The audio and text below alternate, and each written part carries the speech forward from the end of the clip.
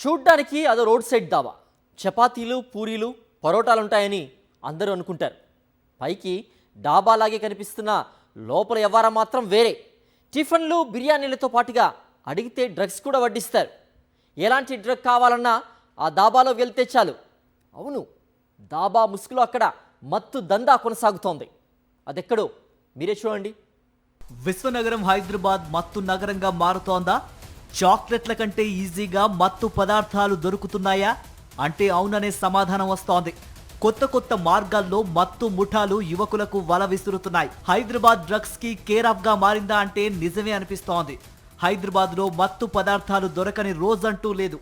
ప్రపంచవ్యాప్తంగా ఎన్ని రకాల డ్రగ్స్ ఉన్నాయో అన్ని రకాల డ్రగ్స్ హైదరాబాద్ లో దొరుకుతున్నాయి. మత్తు కోసం జీవితాలను చిత్తు చేసుకుంటున్నారు కొందరు యువత. గంజాయి, కొకైన్ తీసుకునే వాళ్ళు కొందరైతే మరికొందరు ఇంజెక్షన్లు, టాబ్లెట్ల రూపంలో మత్తు పదార్థాలను తీసుకుంటున్నారు. యువత వీక్నెస్ ను ఆసరాగా చేసుకుని కొందరు కేటుగాళ్లు సొంతంగా డ్రగ్స్ తయారు చేసి విక్రయిస్తున్నారు. యువకుల జీవితాలతో చెలగాటమాడుతున్నారు. తాజాగా ఓ దాబాలో కొన్నేళ్లుగా గుట్టుగా సాగుతున్న మత్తు మాఫియా గుట్టు రట్టు చేశారు పోలీసులు. దాబా అనగానే నాన్ వెజ్ వెరైటీలు, చపాతీ, పూరి, పుల్కా లాంటివి మాత్రమే దొరుకుతాయని మనందరికీ తెలుసు. కానీ నాన్ వెజ్ వెరైటీలతో పాటు డ్రగ్స్ కూడా సప్లై చేస్తున్నారు హైదరాబాద్లోని కొందరు డాబా నిర్వాహకులు. పేరుకు దాబాలాగే ఉంటుంది, కానీ అక్కడంతా మత్తు దందా సాగుతోంది. అది సైబరాబాద్ కమిషనరేట్ పరిధిలోని రాయికల్ టోల్ ప్లాజా గేట్ సమీపంలో ఉన్న సంజుభాయ్ మార్వాడి దాబా. కొన్నేళ్లుగా ఈ దాబా రన్ అవుతోంది. అయితే ఉన్నట్టుండి షాద్నగర్ పోలీసులు, శంషాబాద్ ఎస్ఓటీ పోలీసులు సంయుక్తంగా ఈ దాబాపై మెరుపు దాడి చేశారు. హెరాయిన్తో పాటు గంజాయి, ఓపీఎం డ్రగ్స్ ను భారీగా సీజ్ చేశారు. మొత్తం 632 గ్రాముల ఓపీఎం, 1 కేజీ గాంజా, 1.5 కేజీల హెరాయిన్, 2.8 కేజీల పపిస్ట్రాను సీజ్ చేశారు. డ్రగ్స్ విక్రయిస్తున్నారని పక్కా సమాచారంతో డాబా మీద పోలీసులు ఒక్కసారిగా ఆకస్మిక సోదాలు నిర్వహించారు. డాబాలో పనిచేసే వంట మనిషి వికాస్ సాహు రాజస్థాన్ నుంచి డ్రగ్స్ తెచ్చి కస్టమర్లకు విక్రయిస్తున్నాడు. పట్టుబడిన మొత్తం డ్రగ్స్ విలువ బహిరంగ మార్కెట్లో 3 కోట్లకు పైగా ఉంటుందని పోలీసులు తెలిపారు. హెరాయిన్ ను పపిస్ట్రాలో కలిపి అమ్ముతున్నట్లు తేలింది. డాబా ఓనర్ సంజుభాయ్ కొన్నాళ్ల క్రితం మరణించడంతో వంట మనిషి వికాస్ సాహు డాబాను తన ఆధీనంలోకి తీసుకున్నాడు. వికాస్ సాహు హోటల్ను నడిపిస్తూనే డ్రగ్స్ దందాను చాప కింద నీరులా విస్తరించాడు. రఫ్లీ ఇది ఒక 3.05 crores, 3 crores 5 lakhs వరకు సీజ్ అయిన నార్కోటిక్స్. సో ఫర్దర్ దీని మీద వర్క్ చేస్తున్నారు. ఇంకా ఏం లింకేజెస్ ఉంటే దాని మీద both SOT and Shadnagar are further investigating. Mostly ఇది వచ్చేది రాజస్థాన్ ఆ సైడ్ నుంచి ఎక్కువ వస్తుంది. మధ్యప్రదేశ్లో కూడా అక్కడ లైసెన్స్డ్గా గ్రో చేస్తారు. అక్కడ you are allowed to cultivate opiums because దీంట్లో కొన్ని సబ్స్టెన్సెస్ మెడిసిన్స్లో కూడా వాడతారు. So these are grown there అక్కడ అండర్ లైసెన్స్. దాంట్లో కంట్రోల్డ్ ఉంటుంది, ఎవరికి అమ్మాలి, ఎంత అమ్మాలి, ఆ స్టాక్ పెట్టాలి. ఇలాగా ఓపెన్లో వేరే వాళ్ళకి అమ్మడానికి ఉండదు. పట్టుబడిన మత్తు పదార్థాల్లో 1 కేజీ హెరాయిన్ విలువే 2 కోట్లు ఉంటుందని పోలీసులు చెబుతున్నారు. డాబాకు వచ్చే రెగ్యులర్ కస్టమర్స్ కు 1 గ్రామ్ హెరాయిన్ ను 15,000కు విక్రయిస్తున్నారు.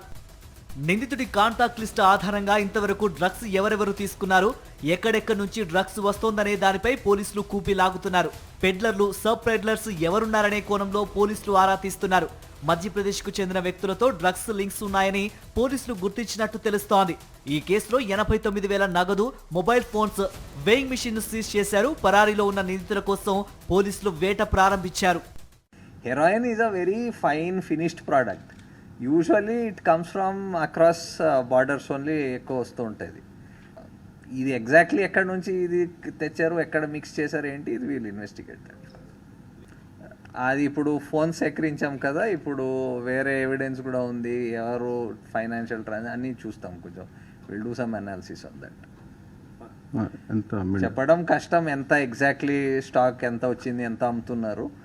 But since it's on the highway and all and ఆ సెలెక్ట్ కస్టమర్స్కే అమ్ముతున్నాడు. ఇట్స్ నాట్ దట్ మీరు పోయి అడిగితే ఇచ్చేటి అలా ఉండదు. అది తెలిసిన వాళ్ళు ఉండాలి ముందు, ఏదో transaction or introduce through somebody who's known, అప్పుడే అమ్ముతున్నారు. ఇప్పుడనే కాదు, హైదరాబాద్లో నిత్యం డ్రగ్స్ ఎక్కడో ఒక చోట పట్టుబడుతోంది. ముఖ్యంగా సింథటిక్ డ్రగ్స్ వినియోగం పెరగడం ఆందోళన కలిగిస్తోంది. Heroin, cocaine, MDMA, LSD blots వంటి మత్తు పదార్థాలు గుట్టుగా హైదరాబాద్కు వస్తున్నాయి. పార్టీల్లో డ్రగ్స్ కల్చర్ పీక్ స్టేజ్కు పోతోంది. హైదరాబాద్లో గత కొన్నేళ్లుగా గంజాయి వినియోగం చాలా ఉండేది.